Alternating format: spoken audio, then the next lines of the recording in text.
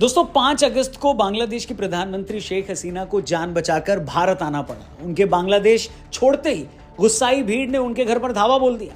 छात्रों की शक्ल में कुछ भिखमंगे उनके घर से मछली और मुर्गियां तक चुरा ले गए। जिहादियों की इस भीड़ ने शेख हसीना के अंडरगारमेंट्स को भी हाथ में लेकर उसे भी हवा में लहराया। शेख हसीना के देश छोड़ते ही पूरे बांग्लादेश में हिंदुओं पर हमले की बाढ़ आ गई।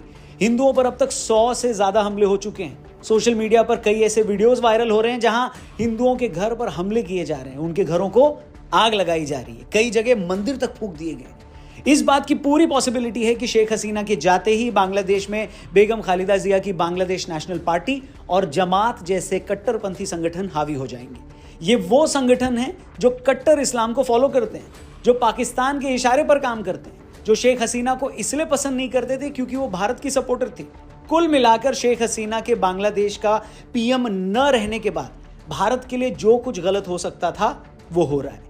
वहां की 1,30,00,000 हिंदू पॉपुलेशन खतरे में आ गई है। बांग्लादेश की कमान कट्टरपंथियों के हाथों में चली गई है।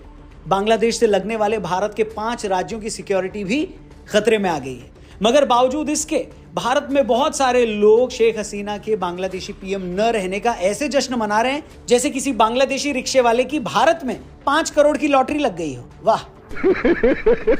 शेख हसीना के बांग्लादेश का प्रधानमंत्री न रहने पर इन कुकुरमुत्तों की फौज क्यों खुश है, उस पर तो मैं बाद में आऊंगा। पहले हम ये समझ लेते हैं कि शेख हसीना के बांग्लादेश का पीएम न रहने पर भारत को क्या क्या नुकसान है। इसलिए वीडियो पूरी देखिएगा और ये वीडियो पसंद आए तो इसे और भी लोगों तक पहुंचाइएगा, शेयर जरूर करिएगा। शुरू करते हैं। बांग्लादेश में कट्टरवादी ताकतों को हमेशा से इस बात की चिढ़ रही है कि शेख हसीना भारत के इतना क्लोज क्यों है। 2019 से लेकर अब तक शेख हसीना और भारतीय प्रधानमंत्री नरेंद्र मोदी 10 बार मिल चुके हैं। सिर्फ इस साल ही शेख हसीना 3 बार भारत आ चुकी हैं। जुलाई में ही $1 बिलियन के रिवर डेवलपमेंट प्रोजेक्ट के लिए शेख हसीना ने चीन की बजाय भारत को तरजीह दी। भारत और बांग्लादेश के बीच 5 राज्यों में 2200 किलोमीटर का बॉर्डर लगता है। ये वो बॉर्डर है जहां से घुसपैठिए और टेररिस्ट एलिमेंट्स लगातार भारत में घुसने की कोशिश करते रहते हैं। शेख हसीना के पीएम रहते इन एलिमेंट्स पर प्रेशर बना हुआ था। पाकिस्तान की आईएसआई और जमात जैसे कट्टरपंथी संगठन भारत की दोस्त शेख हसीना को कभी भी पसंद नहीं करते थे। सिक्योरिटी एजेंसीज को इनपुट मिली कि पाकिस्तान की आईएसआई और उनके स्लीपर सेल्स शेख हसीना को कमजोर करने के लिए लगातार ढाका में काम कर रहे थे। इस काम के लिए जमात को आईएसआई से मोटा पैसा भी मिला था। और आज जब शेख हसीना देश छोड़ चुकी हैं तो जमात जैसे कट्टरपंथी इस्लामिक संगठन और बांग्लादेश नेशनल पार्टी जैसी एंटी हिंदू पार्टियां बांग्लादेश में मजबूत होंगी। रिवर प्रोजेक्ट भारत को देने के बाद से चीन भी शेख हसीना से खुश नहीं था। ये भी खबरें हैं कि अमेरिका भी लगातार बांग्लादेश से ये कह रहा था कि वो उसे अपनी समुद्री सीमा में आर्मी बेस बनाने के लिए जगह दे। और जब बांग्लादेश ने ऐसा करने से मना कर दिया तो अमेरिका भी काफी नाराज हो गया। उसी वक्त से अमेरिका की डीप स्टेट अपने काम में लग गई थी। इस साल जब शेख हसीना फिर से पीएम बनी तो अमेरिका ने बांग्लादेश में हुए इलेक्शन की फेयरनेस पर सवाल उठा दिया। मतलब चीन से लेकर अमेरिका और पाकिस्तान से लेकर खुद बांग्लादेश की कट्टरपंथी ताकतें शेख हसीना के खिलाफ थी। मगर शेख हसीना ने इस दौरान भारत से रिश्ते कमजोर नहीं किए। इतने प्रेशर के बावजूद वो अपने ही देश की कट्टरपंथी ताकतों के आगे नहीं झुकी। इसलिए अगर आज शेख हसीना बांग्लादेश की पीएम नहीं रही तो सबसे ज्यादा फिक्र भारत को ही होनी चाहिए और इसका सबसे ज्यादा नुकसान हमें ही हुआ है। मगर जैसा कि मैंने कहा, फिर भी बहुत सारे कुकुरमुत्ते इस बात पर ऐसे ताली बजा रहे हैं जैसे कोई छपरी लौंडा बारिश में किसी लड़की के स्कूटर से गिर जाने पर खुश होता है। गजब बेइज्जती है। और ये लोग इस हद तक खुश हैं कि ये जिहादी शेख हसीना के घर सामान भी चोरी कर रहे हैं और उनके अंडरगारमेंट्स को हवा में लहराकर एक औरत की बेइज्जती भी कर रहे हैं। तब भी बहुत सारे टीवी से बेरोजगार हुए एंकर्स इसे क्रिटिसाइज करने की बजाय इसे भीड़ की शक्ति बता रहे हैं। मतलब यही भीड़ मंदिरों में आग लगा रही तो इन्हें नहीं दिखता। यही भीड़ हिंदू बस्तियों को तबाह कर रही है, ये भी इनको नहीं दिखता। बांग्लादेश में आज हर जगह हिंदू बच्चियों और औरतों के साथ गलत हरकतें हो रही हैं। ये सब भी इनकी मोतियाबिंद आंखें नहीं देख पा रही हैं। मगर ये ऐसे अकल के दुश्मन हैं कि भीड़ की हिंसा में उसकी शक्ति देख रहे हैं। ये वो ढीठ हैं जिन्हें अपने मालिक के पादने में भी आलाप सुनाई देता है। बताइए कौन है ऐसा बेरोजगार एंकर? क्या लगता है आपको? कमेंट करके जरूर बताइएगा। और जब तक आप कमेंट करें मैं आपको बता दूं, हिस्टोरियन इतिहासकार मीनाक्षी जैन मैम के साथ एक अमेजिंग पॉडकास्ट हमने किया जहां भारत के इतिहास को कैसे सैकड़ों सालों तक लोगों ने तोड़ मरोड़ कर हमें पेश किया, हमें झूठा इतिहास पढ़ाया, कैसे उन लोगों की पोल पट्टी खुली है। उस पॉडकास्ट में आप जरूर देखिएगा। इससे पहले वाला एपिसोड पॉडकास्ट का ही है। इनफैक्ट आपको डिस्क्रिप्शन में उसका लिंक भी मिल जाएगा। फिलहाल बात करते हैं बांग्लादेश के हालात की। शेख हसीना के बांग्लादेश का पीएम न रहने पर खुशी के मारे अपने कपड़े फाड़ लेने वाले इन ज्ञांडुओं का कहना है एक सेकंड, मैंने ज्ञान बोला, ज्ञांडुओं का कहना है कि शेख हसीना के जाने पर हम इसलिए खुश हैं क्योंकि वो डिक्टेटर थी। शेख हसीना के जाने पर हम इसलिए खुश हैं क्योंकि उसने नौकरियों में आरक्षण दिया था। शेख हसीना के जाने पर हम इसलिए खुश हैं क्योंकि उसने गलत तरीके से इलेक्शन करवाया था। अब मैं पूछता हूं, क्या इसमें से किसी भी बात में कोई सेंस है? क्या कोई देश अपनी फॉरेन पॉलिसी इस बात से डिसाइड करता है? शेख हसीना अगर डिक्टेटर हैं तो पूरी दुनिया को तो चीन से वैसे कोई रिश्ता नहीं रखना चाहिए, वो तो डेमोक्रेसी भी नहीं है। अगर शेख हसीना जनता की आवाज दबाती हैं तो चीन तिब्बत से लेकर हांगकांग में क्या कर रहा है? उइगर मुसलमानों के साथ वो जो कर रहा है वैसा जुल्म तो पूरी दुनिया में कोई किसी के साथ नहीं कर रहा। अगर विदेशी रिश्ते इन बातों से तय होते तो आज पूरी दुनिया को चीन से रिश्ते तोड़ लेने चाहिए थे। क्या बात है सर। अमेरिका ने यूएन के मना करने के बावजूद अफगानिस्तान और इराक पर हमले किए थे, तो क्या मुसलमानों के रहनुमा पाकिस्तान ने उससे भीख मांगनी बंद कर दी? बताइए।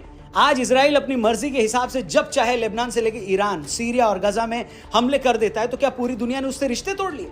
पूरी दुनिया तो छोड़ो, खुद अरब देशों ने उससे रिश्ते नहीं तोड़े हैं बॉस। ये है रियलिटी। इसलिए प्यारे मोहन, रिश्ता चाहे दो लोगों के बीच हो या दो मुल्कों के बीच, वो हमेशा आपसी फायदे पर टिका होता है। अगर शेख हसीना भारत के लिए सही हैं, भारत के हित को आगे रख रही हैं, अगर उनके पीएम रहने से भारत से लगे बांग्लादेश का बॉर्डर सेफ था, अगर उनके रहते बांग्लादेश के हिंदू सुरक्षित थे, तो भारत को बाकी बातों से क्या लेना देना।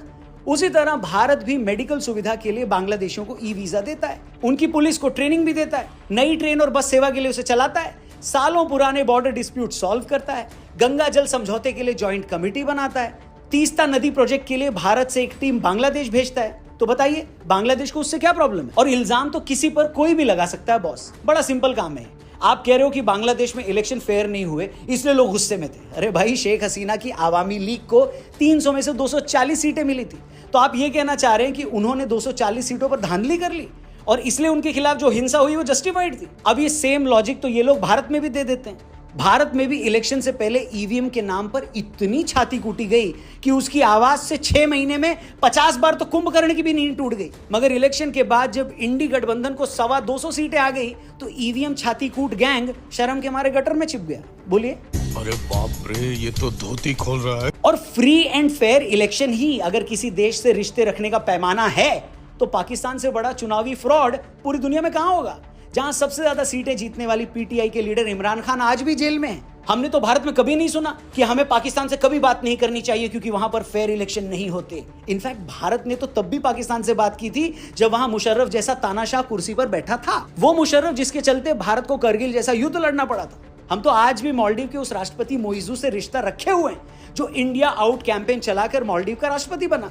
इसलिए इस बात में क्या लॉजिक है कि शेख हसीना डिक्टेटर थी, तानाशाह थी, वहां कैसे इलेक्शन हुए, कितनी धांधली हुई? हेलो, न इन बातों को हम भारत में बैठकर प्रूव कर सकते हैं और न ही खारिज। हमें तो बस ये देखना था कि वो भारत के लिए कैसी थी, हमारे लिए कैसी थी। रही बात रिजर्वेशन पर मचे ताजा घमासान की, तो उस बात में भी कोई लॉजिक नहीं है। अरे भाई, ये रिजर्वेशन तो 2018 में खत्म कर दिया गया था। वो तो हाल ही में वहां की हाईकोर्ट ने एक बात कही कि उस रिजर्वेशन को दोबारा लागू किया जाए। हाईकोर्ट ने यह बात कही और एक सेक्शन सड़कों पर आकर दंगे करने लगा। फिर जुलाई में सुप्रीम कोर्ट ने हाईकोर्ट के फैसले को पलटकर लगभग हर तरह का रिजर्वेशन खत्म कर दिया, जिसके बाद बांग्लादेश में 90% से ज्यादा सीटों पर कोई आरक्षण नहीं रह गया। सवाल यह है कि आरक्षण फिर से हाईकोर्ट ने लागू किया, उसे हटाया सुप्रीम कोर्ट ने, तो इसमें शेख हसीना कहां से आ गई?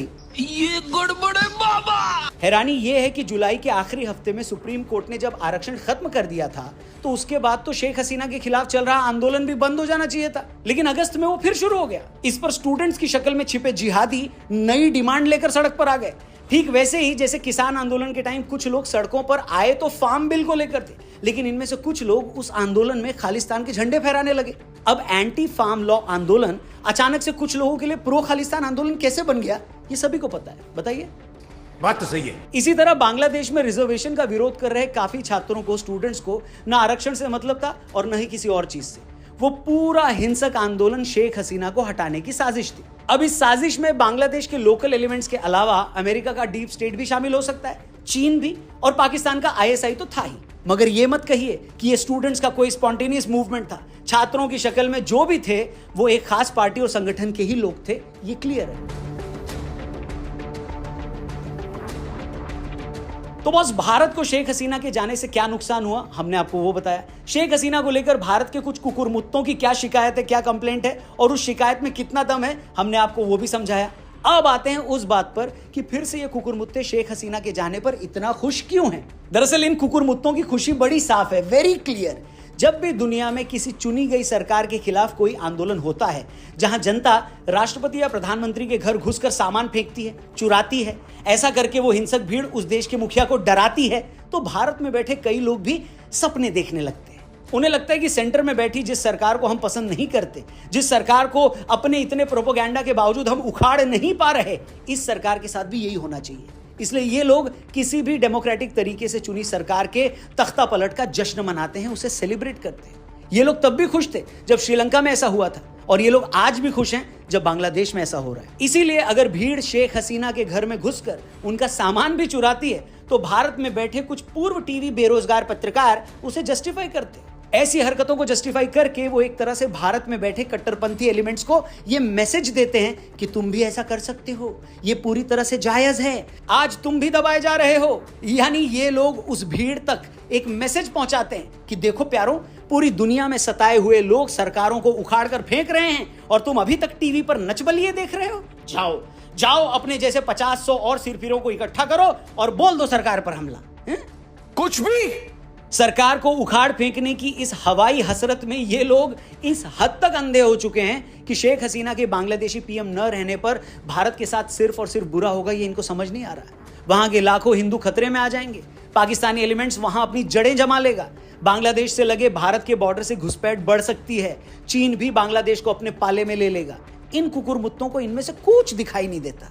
नफरत एक ऐसा नशा है दोस्तों, जिसके आगे महंगी से महंगी शराब भी फीकी लगती है, और ये लोग पिछले कई सालों से वही नशा कर रहे हैं। जैसे एक नशेड़ी हर सुबह उठकर जब तक पाउडर न खींच ले तब तक उसे होश नहीं आता, उसी तरह नफरत के इन सौदागरों को तब तक सांस नहीं आती जब तक ये रोजाना जहर न उगल लें। बाकी आपको क्या लगता है, हम भारतीयों को शेख हसीना के जाने का जश्न मनाना चाहिए? क्या उनका जाना हमारे लिए अच्छा है? और अगर अच्छा नहीं है तो जो लोग भारत में उनके जाने पर पेड़ की डालियों पर लटक कर बंदरों के साथ कैबरे डांस कर रहे हैं, वो इतना खुश क्यों है? आपकी इस पर जो भी राय है, जो भी ओपिनियन हो, कमेंट करके जरूर बताइएगा। और ये इंपॉर्टेंट वीडियो सब तक पहुंचनी चाहिए, इसलिए इसे भी जरूर शेयर करिएगा, अपने हर एक दोस्त तक पहुंचाइएगा इस वीडियो को।